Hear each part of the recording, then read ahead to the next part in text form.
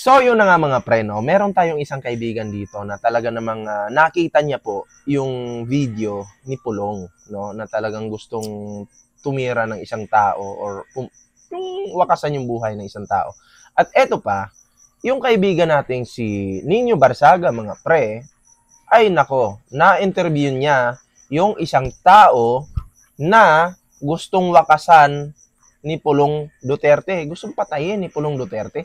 Na-interview po nitong kaibigan natin na si Nino Barsaga. Pero, matabang lalaki yon. Pero nakikita niyo naman sa thumbnail natin, siya po yan, no? And then siya po ang bibigyan natin ng reaction ngayon. Nako, delikado dito yung talagang naghawak ng kutsilyo. Kasi may kalalagyan talaga. Lalo na si PBBM po ngayon yung nasa kapangyarihan. Lahat po magkakaroon ng hustisya, no? Kasi ang Pangulo natin ay ayaw ng mga pumapatay ng tao. Ngayon may kaibigan po tayo, napanood niya yung video at gusto ko lang makuha yung reaction mo, opinion sa sa nakita mong video, no? Anyway, pakilala ka muna. Ako po si Danny, taga Manila.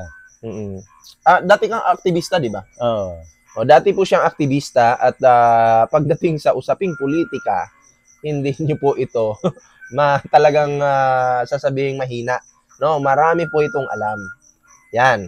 Lalo na yung Marcos versus noon, Dilawan, marami pong alam yan. Pero kasi ngayon, nagkakasundo na yung Marcos at Dilawan. So, tingnan mo ako, Marcos ako. Siya, Dilawan. Pero bakit kami magkatabi ngayon? Dahil, okay na po. Peace na. Diba? Peace. Peace na. Ganun lang.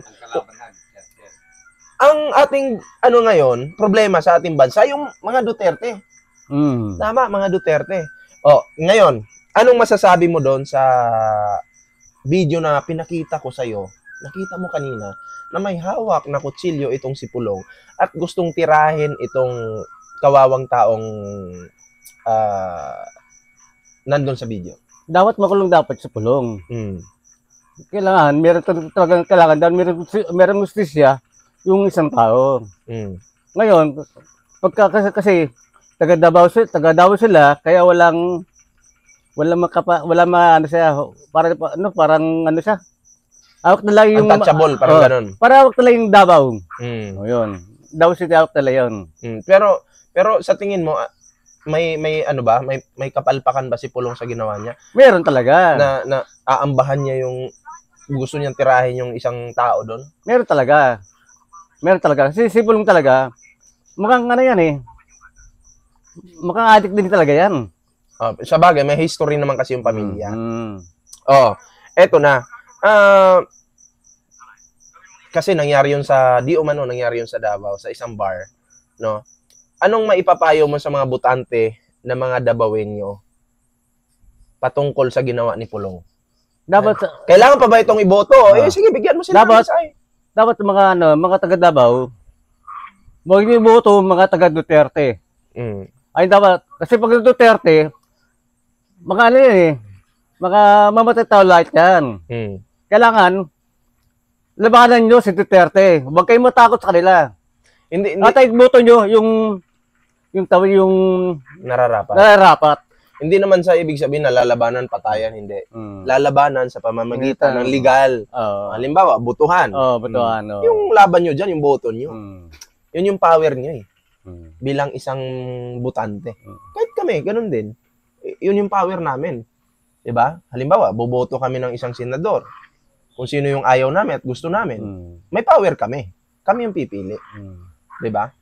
So, ngayon, dahil nakita mo yung isang video na yon, yung may hawak siyang kutsilyo at inuumpog-umpog yung, kumbaga yung ulo ni Pulong binabangga doon sa ulo ng isang tao. Halimbawa lang, ikaw yung tatay nung tao na yon.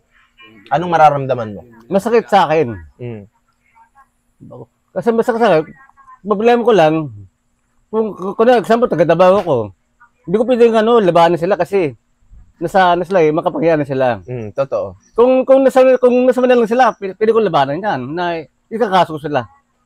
Pero kinasuhan na, ha? Kinasuhan na Mm. yung si Pulong. Mm. Oo. At sabi nga ni Pulong, sanay na daw sila diyan. Sa mga ganyan. Anong masasabi mo doon? Ah? Sanay na. Sanay sila. Sanay sila sa kakabayad ng pera sa mga justisyan natin.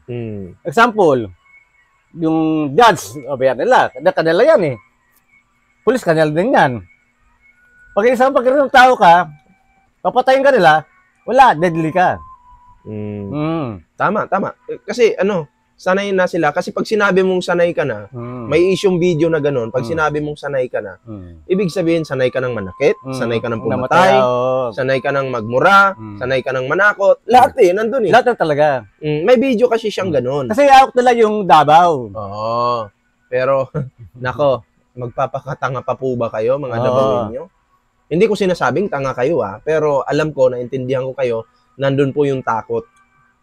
Diba? Pero, baguhin nyo na po yung Davao. Baguhin nyo na po. Si Pulong Duterte may 51 billion budget dyan sa Davao, pero anong nangyari sa Davao ngayon? Ganun pa rin. Diba? Ganun pa rin po. Saan yung... Wala pa rin. Napag-iwanan pa rin po yung Davao. Sinasabi nila na safe daw yung Davao. Hindi safe to Davao. Pero paano magiging safe yung Davao kung mismong si Pulong mismo gustong manaksak? Saka sa Davao, ng lahat ng nakaupo dyan, adik. Asa pa? Direct to the point ka. Maganda yan. Adik. Hindi naman siguro lahat, pero sa tingin mo lang. Okay. Pero ito. Tawa. Wait lang. Pero ito, may sasabihin ako sa'yo. Sabi nila, safe daw sa Davao. Paano magiging safe yung Davao kung yung namumuno gusto rin pumatay? Oo nga eh. Abnormal yung namumuno sa taga Davao. Abnormal yun. Kaya iboto nyo, yung nararapat sa Davao. Yung hindi po mamamatay tao. Kaya kung sasabihin nyo pong safe sa Davao, paano nyo sasabihin safe sa Davao kung si Pulong mismo may hawak na kutsilyo gustong manaksak? Diba? Mismong congressman ninyo dyan gustong pumatay ng tao. Paano magiging safe yung Davao? Imbis yung kongresista, yung congressman dyan sa Davao, yung dapat magprotekta sa mga Davaoenyo, pero anong ginawa? Abay, may hawak na kutsilyo. Patay mayor nyo. May amin ng kaso. Nakakaya sila. Si Basti din, iba rin. May din, yung sabi niya, bawal magkalat ng droga sa Davao, okay lang naman yon. Naintindihan ko, droga talaga sa Pilipinas, bawal yon. Kaya lang, sabi niya, papatay niya daw. And then, kinabukasan, may patay na. Sino bang pumatay nun? Sino bang pagbibintangan? Siya. Tapos, ang interview sa kanya, tinanong ng media, sinabi mo po yun eh. Sabi niya, hindi naman ako nag-utos. Biglang kumambyo. Di ba? Kung si Sara Duterte ay nanuntok ng sheriff, si Basti naman gustong manaksak ng bugaw. Pero eto na, meron pong ilalabas itong kaibigan natin na si Nino Barsaga na interview doon sa interview doon sa gustong patayin ni Pulong Duterte. Okay? So, nako, kaabang-abang po ito mga pre. Kasi, marami pong talagang, mag-election pa naman. Tapos, ito yung pinapakita ni Pulong. Marami pong baho na lalabas patungkol dito. Oo. So, alam nyo mga pre, iboto po natin yung hindi mamamatay tao. Iboto po natin yung talagang may pagmamahal sa mga Davaoenyo. Yung Duterte po, kita nyo, nagpapanggap silang pulubi. Pero yung bulsa, ay nako. Mayayaman na sila. Sabi nga nila, yung NFA daw, pagkain daw ng baboy yan. Tapos sinasabi ni Sara Duterte na mahirap daw sila. Sinasabi ni Digong, mahirap daw sila. Pero nilalait po ni Sara Duterte yung NFA, pagkain daw po ng baboy yan. Anong masasabi mo dun? Yung mga NFA, masarap din yan. Ay, pagkain ng tao. Kasi pagkain ng mahihirap yun eh. Oo nga, pagkain ng mahirap. Kaya mahirap, binibili namin yan. So, ibig sabihin, baboy yung tingin sa ating mahirap? Hindi Silang baboy.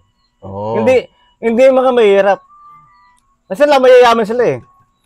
Mayaman yan sila Duterte. Kasi kung totoong mahirap sila, dapat alam nila yung quality ng NFA. Dapat. Di ba? Mm. Pero kung sasabihin mo, Sara Duterte, na pagkain ng baboy yung NFA, kasi may nilabas na 20 pesos na bigas eh. Yung may timay. Tinisting na. Hindi, yun yung binibili natin nun dito eh. Pagkain ng ano yun eh. Noon pa, mahal pa yung bigas noon. Nasa 60 pa yung kilo. Nung nakaraang taon yun. Pero ngayon kasi biglang bagsak. Di ba?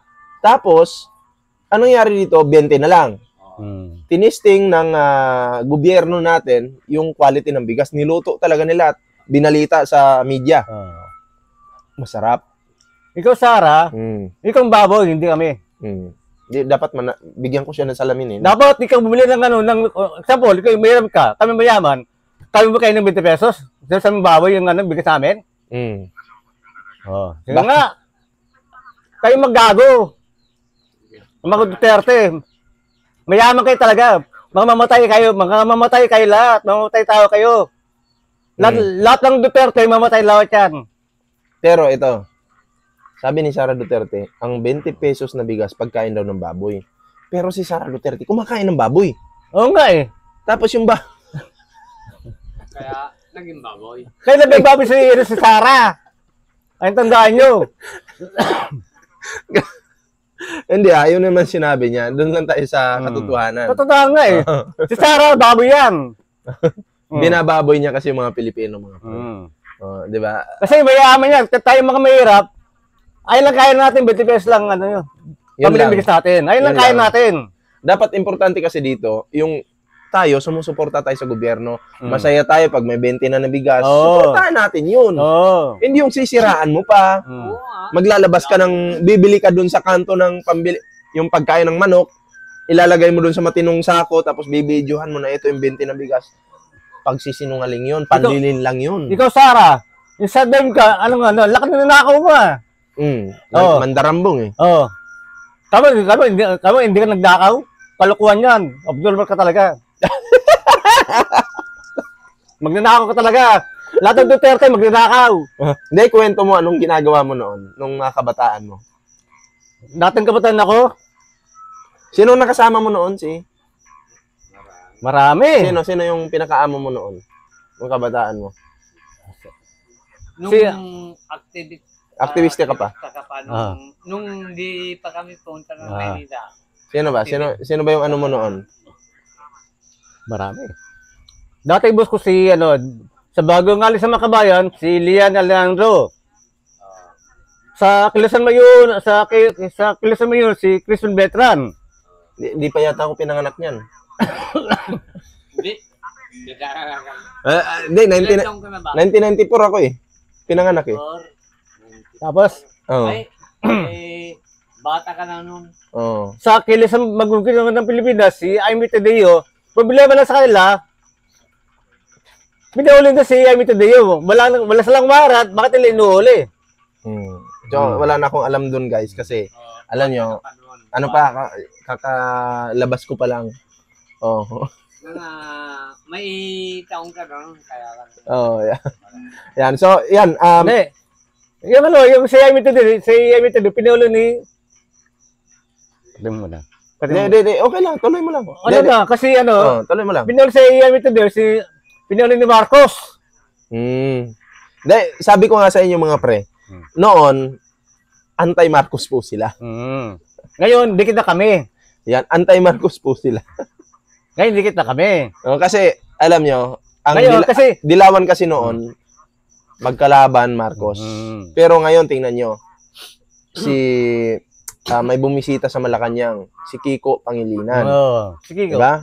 Nag-selfie sila ng Pangulo, First Lady, Sharon Cuneta, okay na sila. Ngayon, ano pa bang gagawin ng mga supporter kundi magkaisa? Sino ang pinakakalaban ngayon? Duterte. Yun. Diba?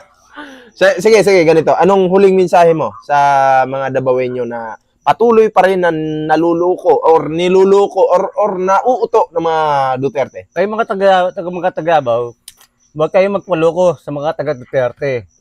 Kailangan, itong year ngayon, dapat yung iboto nyo, yung pinakamabait. Si Nograles, iboto nyo yan sa Davao. Iboto nyo yan. palitan si Digong. Oo. Dapat ang maging mayor sa Davao, Nograles. Naglares dapat. Yan. Mabait yan. Oo. Di ba? Dati ko kasama dati yan. Kasi alam niyo mga pre, wag na tayo sa mga ako nagmumura din ako, pero yung minumura ko yung karapat dapat murahin. Pero hindi ko po minumura yung taong walang kasalanan. Alam niyo po yan, kilala niyo ako, yung ilan diyan ng mga viewers ko na kilala sa akin, pero hindi ko po minumura lahat. Ha? Pero pag ikaw ay basher ka at meron kang katangahang ginawa, mamumura po kita. Ganun yun. So yun. At meron ka pa bang huling mensahe sa mga alam ko may mga babash kayo ngayon na mga DDS, mga Duterte supporter. Ano masasabi mo sa mga tangang DDS? Kay mga DDS, wag na kayo magputo. Kasi don't judge the book by its cover. Ha? Yun yung tatandaan nyo. Kay mga DDS, hindi nyo kilala to. Mga DDS, wag kayo na magputo kay Duterte. Dalawa si Duterte, yung naging siya, presidente. Sabi, meron daw siya. Para maraming pero sa bangko, si Duterte. Ay, tandaan nyo. Saka meron pa nalalaman pa siya sa isang bundok, meron bahay doon. Hindi kayo makakadaan, kailan meron kayong chopper para makadaan sa bahay, sa mansion ni Duterte, sa bundok. Meron bang gano'n? Meron. Wala akong alam doon. Meron. Meron. Ay, tandaan nyo po, wag kayo magputo kay Bagay, Duterte. kasi sila yung nakakala, matatanda na sila eh. Ako po, hindi ko alam yon. Baka Mount, yun? Anong mga Mount yun? Hindi, Hindi ba kay Kibulo yun? Hindi. Davao. Davao Talaga yun, Davao. Pinakagitna. Hindi ko alam yan. Ayan, tandaan nyo po, mayaman si Duterte. Mayaman. Sabi nila, mahirap sila. Mayaman. Sabi nila mahirap daw. Ayun ako, Diyos ko po. Tutong pati sa Manila, dami yung bangko sa pera. Saka si Sara. Kaya nga tumatanggi po, nung hinamon siya ni Trillanes patungkol sa mga bank accounts, si Digong ay tumanggi. Kaya totoo po, yung mga sabi-sabi. Di ba? Salamat kay Trillanes at si Digong ngayon. At pasalamatan po natin si Trillanes kasi bakit? Dahil si Trillanes po ang talagang nag-offer ng matitirhan ni Digong sa Dahig. Meron siyang kwarto ngayon sa Dahig dahil kay Trillanes. Pero masarap sa Dahig kasi malamig-lamig doon. Aircon doon. Hindi, walang aircon doon. Malamig na nga sa labas, mag-aircon ka pa. Akala may aircon eh. Yan, tayo magpapaalam na. Kunting lang yung si Noglares, iboto nyo po. Yan. Ha? Pagka mayor. Pagka mayor. Nabait ko yan. Saka tatay niya dati. Kasama ko dati yan. Siya dati updated sa politics. Ngayon kasi, focus na siya sa pang-araw-araw, sa pagkakakitaan sa pang-araw-araw. So, ngayon, hindi siya masyadong updated. Pero, kung pag-uusapan to yung nakaraan, nako, grabe po. Pinapanganak pa lang siguro ako noon. Ito, talaga ng pagdating sa politika. Kung tatanungin mo siya sa old politics, marami po siyang alam. Ngayon kasi makabago na ngayon. Diba? New generation tayo na yun. Diba? Sila Davao, ingat lang po. Tapos na siya. Doon, tapos na. Tayo naman. Sige, last mensahe. Taga Davao, iboto niyo po si Noglares pagka mayor. Yun. Good luck po sa inyo lahat. Bakit nyo iboboto si Nograles pagka mayor? Bakit? Unang-una si Digong, pwede namang iboto si Digong eh. Kaya nga lang, papaano niya magagampanan yung pagka-mayor niya kung nandun siya sa Dahig? Hindi naman po siya disqualified. Nasa Dahig po siya ngayon, pero pwede niyo po siyang iboto pagka-mayor. Pero ito yung tanong, papaano niya magagampanan yung pagka-mayor niya kung nasa Dahig siya? Dito si Digong, yung ngayon presidente. Meron siyang kabit, si Dinelo Garma, yung babae. Lumabas na yun sa hearing. Tangina, usapang kabit na naman to. Tarantado ka. Tama yun, tama. Meron sila isang anak na Sige, ilabas mo na. May alam ka pala dyan, ha? Ako nalaman ko lang yun na may hearing na sa Quadcom. Doon ko lang nalaman. Pero ikaw advance ka masyado. Tama yung sinabi mo. Sabi ko nga Mas marami po siyang alam sa akin. Aktivista. Oh, May aktivista anak nga. siya. Eh. Ngayon, yung si... May anak sila ni Digong? Oo! Ay, ako yung nagtatanong lang Yung po. kabit niya, umiyak ngayon. Sinong anak nila? Ah, hindi mo pinakilala sa publiko? Hindi ko pa kasi, Ah, okay. mahirap na. Baka mapatay ako. Ibulgar mo lahat yan.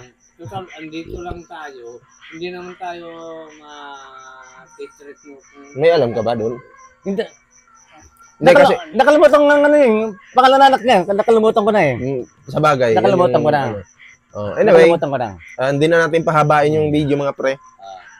Maraming salamat at Iboto nyo si Luglares. yon. Huling sasabihin ko, hindi si Digong po ngayon ay nandun sa dahig, nakakulong. Hindi niya po magagampanan yung pwede naman pong iboto ninyo si Digong. Kaya nga lang po, paano po ninyo iboboto yan or kung halimbawa manalong mayor yan, paano niya gagampanan yung pagka-mayor niya sa Davao? Nandun siya sa dahig. Anong gagawin niya? Wala. 'Di ba? Mas mabuti na po yung mayor na nandyan mismo sa lugar So, para mag-guide dyan sa Davao. Gets? So yun lang guys. This is Thank you. Ballpoint Man. Huwag kalimutang mag-like, share, and subscribe sa ating video. Ayan, maraming salamat po mga pre.